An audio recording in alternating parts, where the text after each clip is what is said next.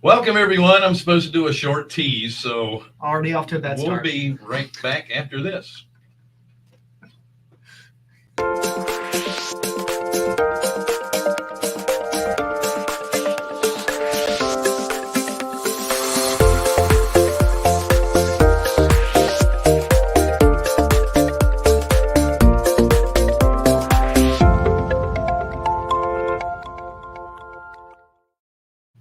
Wow, and they told me there were no new graphics. Thank you. That was pretty interesting, wasn't it? That was good. Yeah. All right. Well, thank you so much for joining us on the Real Estate Investor Show. Uh, what is it? Hard money for real estate investors. It's right there. Yeah. We are Carolina Capital Management, private lenders for real estate professionals in the Southeast.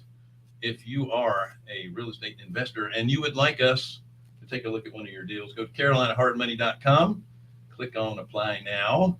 If you're an accredited investor looking for passive returns, click on the Accredited Investor tab. Don't forget to like, share, subscribe, hit the bell, and definitely don't forget about signing up for Wednesdays with Wendy.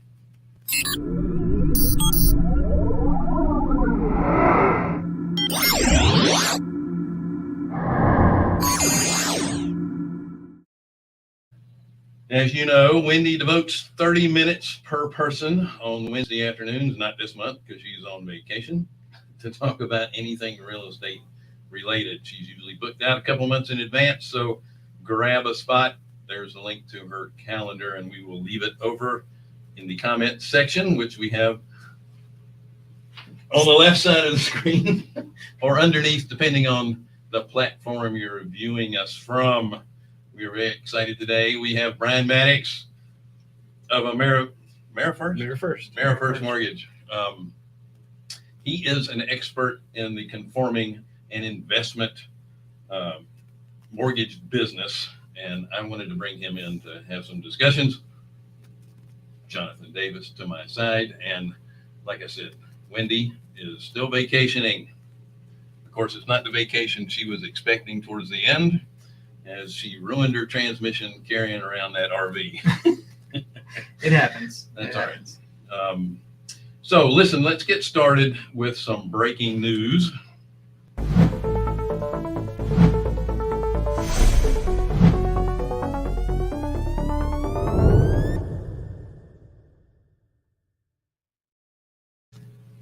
All right, so if you see sweat dripping off of us, yes, it is summer. For whatever reason, it's really stuffy in this room today. Hey, Sue. Thank you, Susan. So breaking news. Yesterday, the Fed announced another 75 basis points hike in their rate.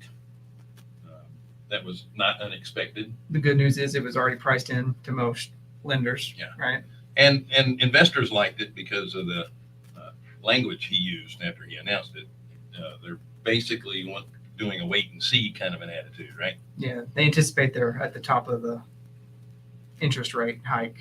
They said they're going to be data sensitive. Data sensitive. They're going to trust the science. Trust the science. Man, I've heard that somewhere too before. I can't remember where. The other news, we are technically in a recession officially, unless you've changed the language that we've always had. Today, the GDP was 0.93. What is it? Retraction, subtraction. We were below par. Yeah. By 0.93%. Again, that wasn't unexpected either. We all know we're essentially in a recession, right? Now, job market's still good, Yes. right? Yeah. Mm-hmm. And that's leading to the kind of wait and see model. Is the jobs are saying strong right now that they feel like, okay, well, maybe we can pause adding more rate hikes down the way to see, because we do have such a strong job market. And in a few minutes, we're actually going to let Bryan talk. So he doesn't have to just sit here and smile. He will. Well, we're waiting. He has the really interesting stuff. Right. This is just commentary. Now, the job market is going to be a little bit tough in the mortgage business, and I'm going to read off some stuff. I typically don't like just reading off a prompter, but I have a lot here to cover. So experts are forecasting a 35 50% drop in mortgage originations this year. 2021, there was $4 trillion in mortgages, and they're expecting it to go down to $2 trillion in 2022. Most of the drop is due to a decrease in refinancing, which makes sense as rates go up. Meanwhile, mortgage refinance applications are down nearly 80% from a year ago, and that's according to the Mortgage Bankers Association. Bryan, isn't that typically what happens when rates start to go up? Yeah, you get a lot of extra applications because I can't not refinance. The rates are so good. Well, everybody probably refinanced in 2020 and 2021. And we came into this year with rates in the 3s, but by March they were in the 4s and, you know, pressing the 5s. Right now, if you don't have great credit, you might be getting a 7% rate. Yeah. So if you've got a 3% mortgage, even if you've got some debt, sometimes it's not worth doing a refinance. But you want to talk to your mortgage person and look at your blended rate. And a lot of people don't look at what the blended rate is. But if you're explain the blended rate. Yeah, so we'll use easy math. Let's say you have $60,000 in a mortgage at 3%, and you have $60,000 on credit card debt, which sounds like a lot, but credit card debt just hit an all-time high last month. So people are tapping into their credit much quicker than they have in the past. And if that credit card debt's at 19%, but it's half of your debt, and then your mortgage is at 3%, it's half of your debt. If you blend those rates, you take 3 plus 19 is 22, your blended interest rate's 11%. Sure. Right? And so a 7% mortgage sounds horrible compared to a 3% mortgage, but it sounds great compared to 11% blended debt. And that 11% is now tax deductible. Possibly. Mostly. Possibly. They've changed a lot of those laws in the Trump era. So you can't deduct just equity. You cannot deduct on equity. So you used to be able to. You can only deduct the interest from your original purchase. Is that basically what I they're believe? saying? Yes. And then you may be able to deduct if there was some business expenses or some home improvement, but talk to your CPA or financial planner. And we are none of those. Bill is not a financial planner or CPA. Don't claim to be. May be tax deductible. So the devil's advocate would say, yeah, if I take my credit card stuff and put it into my house, then now if I run into the worst case scenario, right, and I can't afford my payments, you know, they can foreclose on me. If I don't put my credit card debt in there and my payments stay low, right, I can tell the credit card companies to take a hike. They're not going to take my house. This is true, and depending on the state, you know, some states offer more protection than others for your primary residence. But if your cash flow is so upside down that your credit card debt's getting worse every month, you're leading towards the inevitable. Right. Right. And so if I can refinance and save you $800 or $1,000 per month, now, yes, the mortgage is larger and it is putting your home possibly at risk. But man, if you can reset your finances and now work within a budget that you're allowing you to add your savings instead of adding credit card debt every month, it really is. It's not for everybody. It just depends on your situation, but it could be appropriate still to do a refinance. I've got one closing today. She's going from a 3.25 to 7. We're paying off $40,000 in debt. Wow. We're opening up $400 to $600 a month in her cash flow. She's also on a 40-year mortgage. She's not making headway. She's got an equity line that she's been paying interest only on for 10 years. Wow. Right. So she's not getting better financially. So yes, we're taking her rate up, but we're going to massively change her situation. Now she's got debt being paid down and has extra money for savings. And I just want to say, everyone's scared of 7% interest rate. I'm gonna beat it like a dead horse. The average rate over the course that we've been tracking this, since we've been tracking it, is over 7%. 7% is not a bad interest rate. I've always used 6.5% as the average. And so, yes, we're on the high side of average, but these are average rates. Yeah. These aren't high. It only seems and feels high because we came from almost free money. Yeah. It was free money. 2% is free. We definitely have been living on free money for a while. And we don't want to go back to 2020. That economy sucked. Yeah. Right. Mm-hmm. So we don't want to see 2.5% mortgages. That means the economy is so broken. It's nice when you're borrowing or if you're buying, but it really, it's we're paying for that. So one last thing on that. are you trying to keep loan to values low? Yes. So people still have equity so they can get out of their house if they have to. Yeah, even FHA changed their guidelines in the last 12 months where you can only go up to 80% of the value of your home. It used to be FHA, you could get up to 95% on a cash out refinance, and they've restricted that. So any loan program that I can do, 80% is our max cash out, unless there's like divorce or inheritance or death. There are ways to get above 80% if you're buying out somebody from the house. Right. But for the most part, 80% is the max you can go. Okay. Now, equity lines of credit could be an option for some people. Their interest-only payments can be bad. It can be nice, but they can go higher. Some of them will go to 100%. My concern is, and don't get me wrong, I'm not saying we're going into a 2008, but we have it in the back of our head. Mm-hmm. And we want to make sure that there's enough space between what you owe and what your house is worth. Right. So you can liquidate without having to bring money to the table or walk away from the house. And Right. we'd much rather, if somebody is getting into trouble, be able to sell that house and get out from under it than to walk away from it. Right. Yeah. Right. So we still need to keep that. Part of the problem that we had in 2008 was the 100% loan, the 125 loan. Thank you, Ditech. Yes. You can buy this house, fully furnish it, and build a pool all in the same loan. You don't have to have a job, right? You That's just right. tell us that you make money and we'll believe you. It was wild times. That's not the underwriting case now. Yeah, it's no. it's so far different from that. Completely different. You, yes. I think they have to do a blood test to get a loan anymore.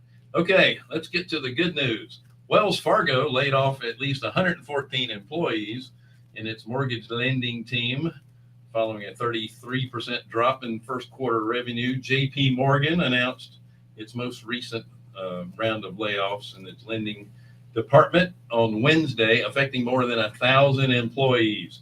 The bank said some employees will be let go while others are moved to new teams. We're going to talk about diversification in your business model. Mm-hmm. As an employee, you need to be multi-skilled.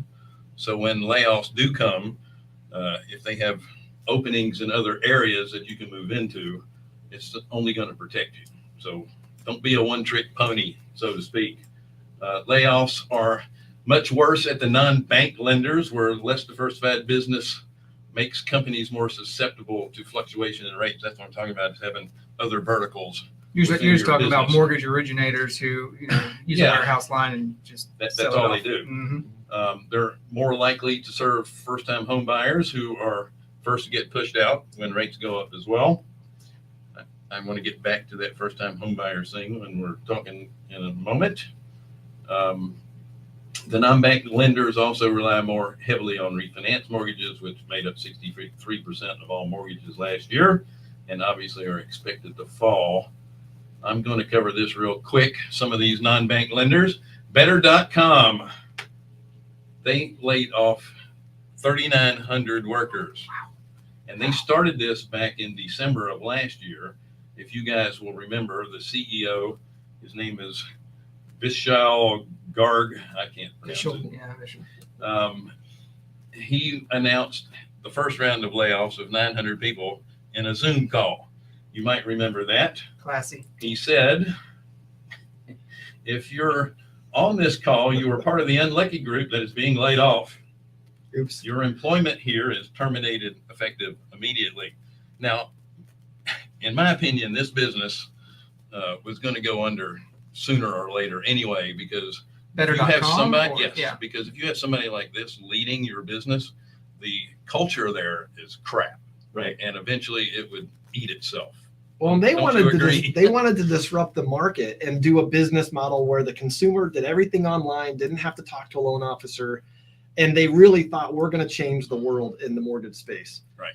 They lost money quarter after quarter after quarter. They were trying to buy market share, and you can only lose money for so long, and then rates go up, and your business model is completely destroyed.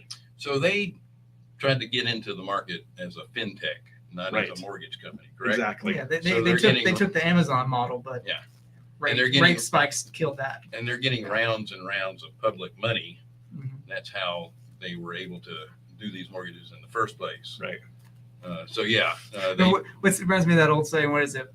We it costs us $1.25 to make these widgets, and we sell them for $1. And it's like, how do you make money? Volume. It's like, Doesn't quite add up. yeah. Yeah. So there were another 2,500 laid off from about a half a dozen larger lenders, plus numerous smaller lenders have made cuts as well.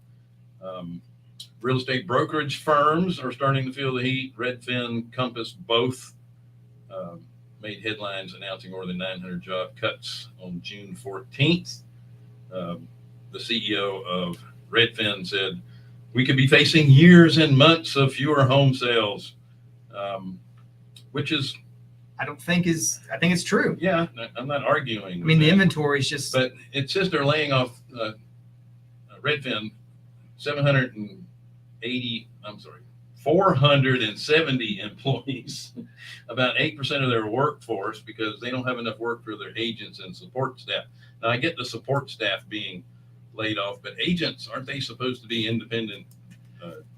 Well, Redfin's another one of those 1099 companies that wanted to employees. do things completely different. Yeah. Right. And so they would pay agents, like you wouldn't work with an agent through your home buying process. You would work with Redfin. And if you wanted to go see this house, they would have assigned an agent to show you that house. Okay. That agent got paid a fee to take you and show you that house. Okay, so that agent didn't necessarily work for Redfin. They just got a fee from Redfin. They were more of an employee model instead of the 1099 model. Okay. They're more salary based Okay, and, well, that and makes sense. comped based on activity instead of sales.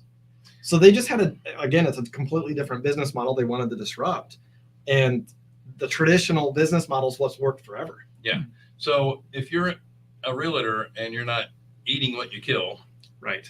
then you're going to be subject to this. The right market's here. going to hurt you a little more. Yeah, absolutely. And then Zillow announced 2,000 employees lay off 25% of the company in late 2001. A lot of that was due to that wonderful home buying program that they had that they weren't making any money in.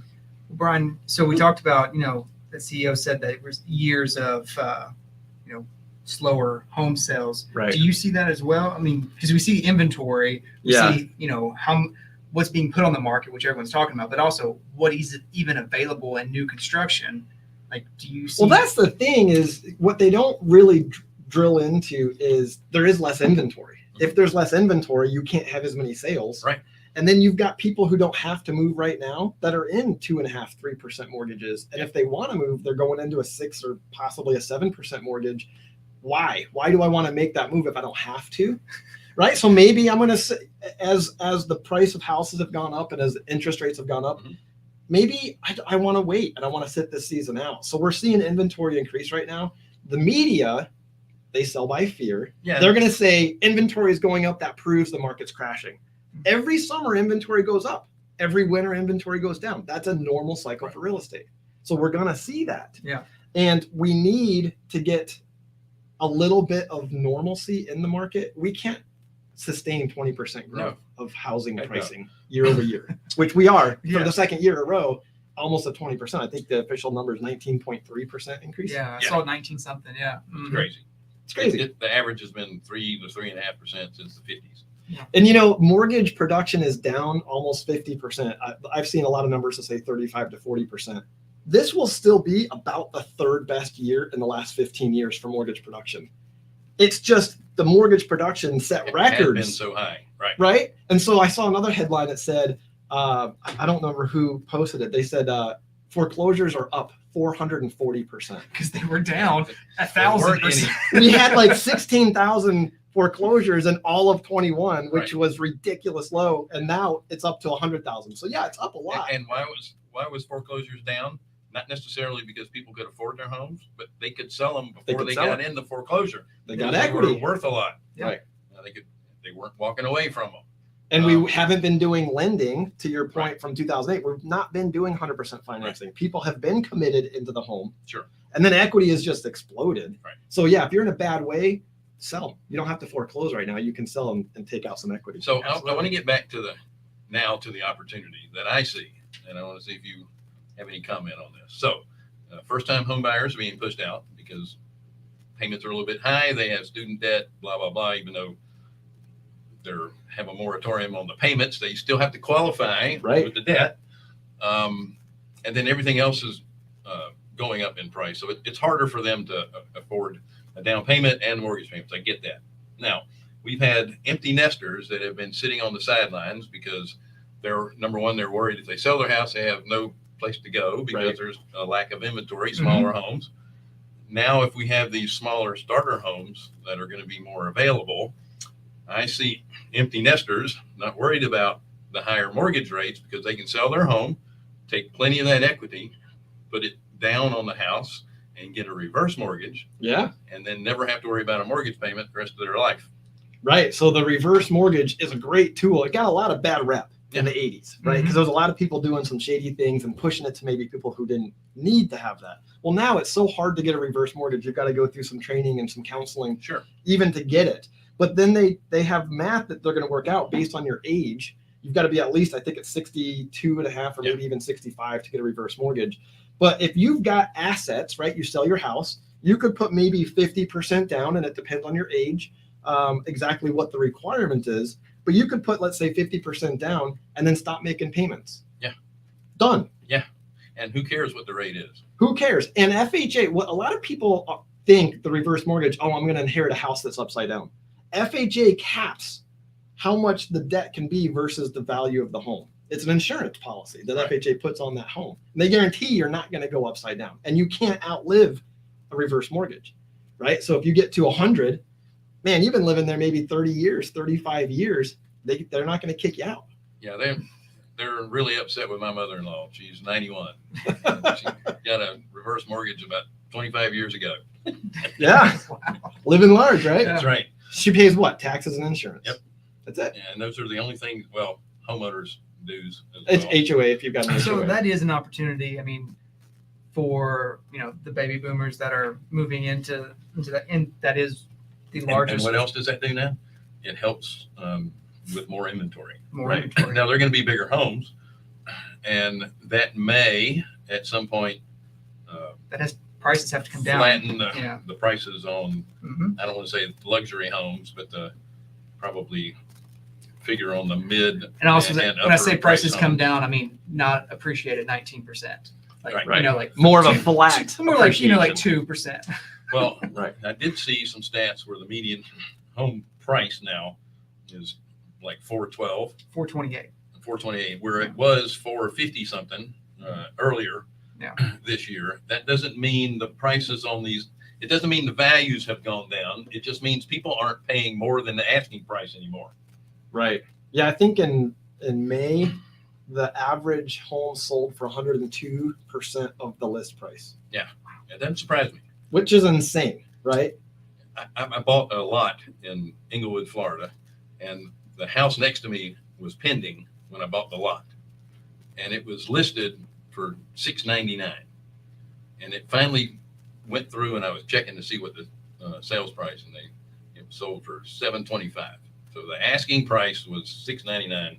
It sold for $725. I mean, for example, I've listed a house in Concord in May, and it sold for 102% of list price. I listed a house in Charlotte in the end of June, and it's probably going to sell for 98.5% of the list price.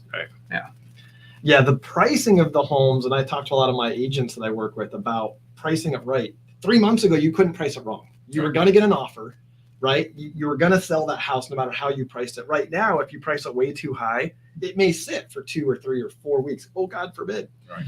And that's going to spook the market. Like, what's wrong with that house? So I've got an agent that I've known for a very long time, and he would rather price it a little bit under and get a couple people bidding on that house. He Sure. thinks it's going to do much better if he prices it a little smarter and more conservative. You're not driving away some of the traffic from the get-go. Yeah, I mean, Don Harris, he's a friend of ours. He listed my house in Concord, and that was exactly his strategy. Like, hey, let's put it here and, let the market dictate. And that's what happened. And Don is who I was talking about. That's So exactly- Don Harris, he's he's great. sold a lot of homes, but Yeah. he saw quickly that the market is shifting. Sure. Yeah. Now, market shifting, the media is going to say it's crashing. Don is not one of the Redfin model. No, he is not. He's an actual professional real estate person. He's probably the best. But in 2019, 2018, when you listed your house, how long did it take to sell?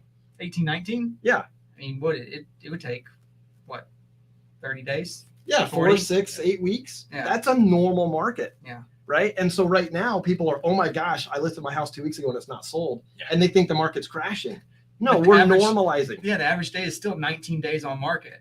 Like we're still That's insanely fast. That's people have been used to you listed on a Friday and you have multiple offers before Sunday evening. Right. They were hoping for 19 hours to get that offer, not 19 days. Yeah. So if you're in the mortgage business and you have unfortunately been dedicated to refinancing, cash out, that kind of stuff, you're going to be hurting. Not the best time to be in the business if that's what you do. If that is your business model, you know it's going to have to change for you if you're going to stay in that business. What are your recommendations to folks that are doing that? So a lot of people, I've got a guy on my team who was in a refinance house and he saw the writing on the wall that rates are starting to go up. And he knew I need to get out of this industry, of the refi industry, because it's so dependent on the market and rates. And you've seen a lot of people that are used to doing lots of refinances trying to get into the purchase business. And so you've got a lot of companies, the better.coms and the ones that are doing the layoffs now, they tried to keep their staff as long as possible. It's hard to restaff, right? So they hang on, and the way they hang on is they try to go very bottom of the profitability of a loan and maybe even take some losses on the loan to try to keep volume up, right? We're making it up in volume. They're trying to protect the jobs. And at some point they just got to let go and say, we can't manage this anymore. And we're going to the end of our reserves. So now we need to make profit on loans. We've got to raise our rates back up. That's going to slow them down a little more. And they just have to let staff go. So we had to staff up, and all mortgage companies were insanely short in 2020 and 21 and trying to hire anybody they could. Well, now it's the opposite problem. We have capacity for $4 trillion in production, but we're doing $2 trillion in production. There's a lot of people you don't need. So if you didn't get out already, look, but it's hard. If you're a refi guy, it's going to be hard to get into another mortgage place. And a lot of the people that got in on the refi boom, we're doing something else before. And we need a healthy pruning of the marketplace. We do. We A do. reallocation of workforce. That's for it. sure. I was going to say the same thing with the realtors. As well. There's a lot of people that are doing it part-time. I feel like everyone's a realtor these days. Yeah, It has been for the last 2 years. Yeah. Right. And really, if you're only doing a few transactions a year, you're really, unless you have been in the business for 30 years and now you're cutting back, you're really doing a disservice to the public out there. Because if you're somewhat new to the industry and you're still only doing a few transactions a year, you don't really have the experience that you're going to be able to help these customers out the best, because things evolve, things change. You see all kind of stuff out there, and you really need experienced people out there helping you if you're looking for a home. Yeah. What do you, where do you think the opportunities are going to be for the next year?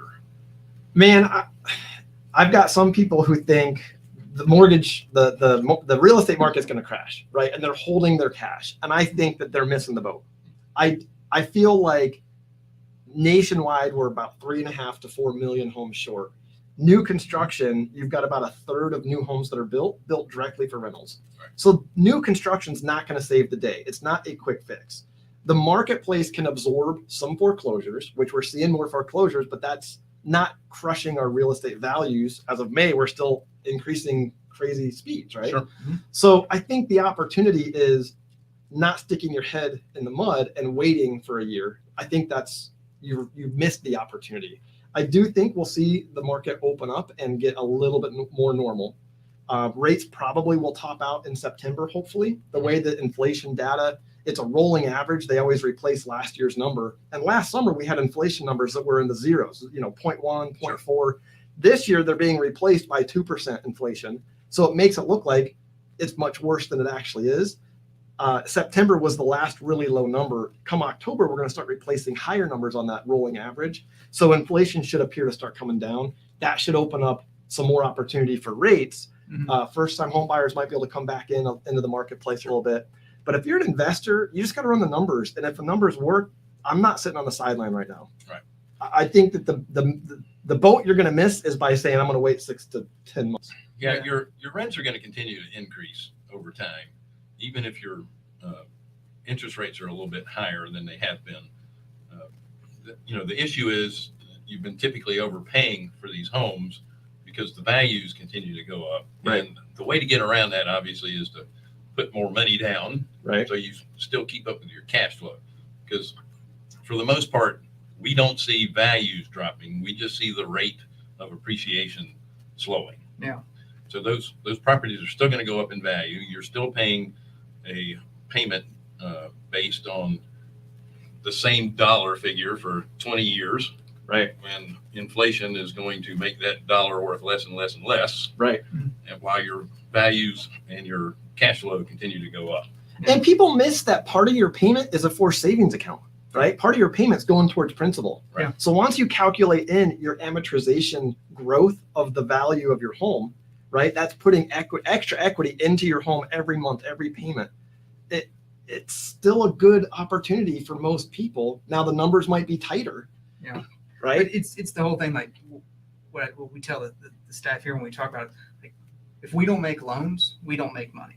Now the market tells us a lot of times not to stop making loans, but how do we change and like alter what we do in making those loans? We still have to make them. Same thing in real estate. If you're a real estate investor, you don't stop buying real estate. Mhm. Maybe you change how you buy it, change a little bit of what you're doing because of certain market conditions. But you don't stop buying, because then how do you make money? If you just hold your cash and you do nothing, you're in a 9% inflation period, you're losing a lot of money. You're safely losing money. You're safely losing money. Right. It becomes a contest on how, if I lose less than you do, then I'm winning. And I was the smart one. Yeah. So bottom line is, as an investor, you make your money on the buy. On the purchase. Yep. And unfortunately for real estate agents, it's going to be very difficult to work with investors because you're dealing with houses that are on the market unless you have a line of off-market properties. So they're going to have to buy below market, and they're going to have to put more money down in order to make the numbers work. Or look at doing an alternate type of rent, right? Maybe it's not a long-term purchase season. Maybe it's a short-term rental purchase season. Yeah, could be. Right? Your margins could be higher. You got to run the numbers, and you have to have a backup plan. What if that short-term, right? What if the county puts an ordinance in place and stops short-term rentals? Yeah. North Carolina should be pretty protected from that happening because of the Wilmington case that we saw. Charlotte, I heard, had plans to tamp down on short-term rentals, and as soon as that Wilmington case was settled, they stopped that change. But other states, you just got to watch out what could happen to the short-term rental. Right.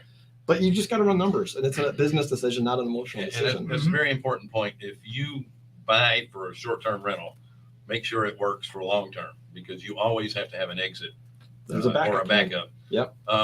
Bryan, thanks so much for joining us in person for a Yeah. change. That's been I awesome. like it. Yeah. Great to be here. Now you get to look at my face. Thank you so much for joining us on the Real Estate Investors Show. Hard money for who? Real estate investors. We are Carolina Capital Management, private lenders for real estate professionals in the Southeast. If you would like for us to take a look at one of your projects, just go to carolinahardmoney.com and click on the Apply Now tab. If you are an accredited investor looking for passive returns, click on the investor tab. Yeah. Same website.